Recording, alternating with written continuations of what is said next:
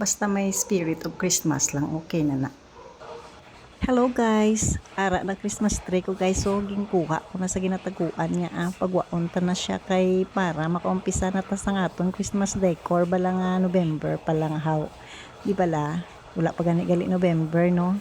Pero okay lang na guys ang importante maamat-amatan ta na siya. Pero kay do natumba pa na dao yawan ko sang kay guys kay kabugat bala.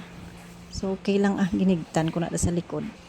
Baw ka kapoy, maron ikaw lang isa balaga kayo sa Christmas tree.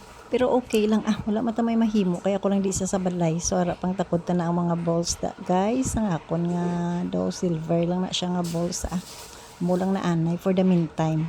Makachimpo ko bala kay makadto ko bala sa unit top kay daw sa unit top lang giding damo-damo dekorasyon di bala guys kag kadamo dira ikaw mapilian kag kawarato pa.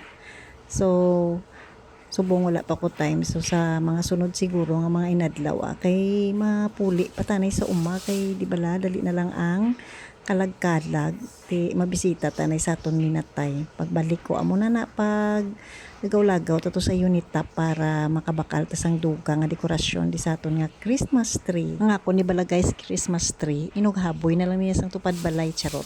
Hindi guys bali ang tupad balay namon hindi na sila ya gusto sang ila Christmas tree kay daw natak-an na sila siguro bala magdekorar kag magtago naman liwat kag magdekorar. Di gusto nila ya simple na lang kuno ang ila dekorasyon.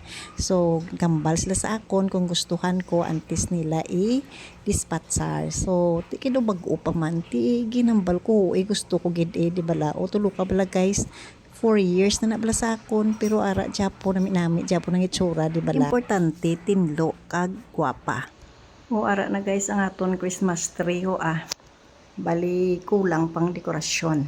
Bali ang Christmas light sa sunod ta lang itakod. Amat-amaton ta lang tugay pa man. Amo lang ni anay guys advance Merry Christmas. Bye.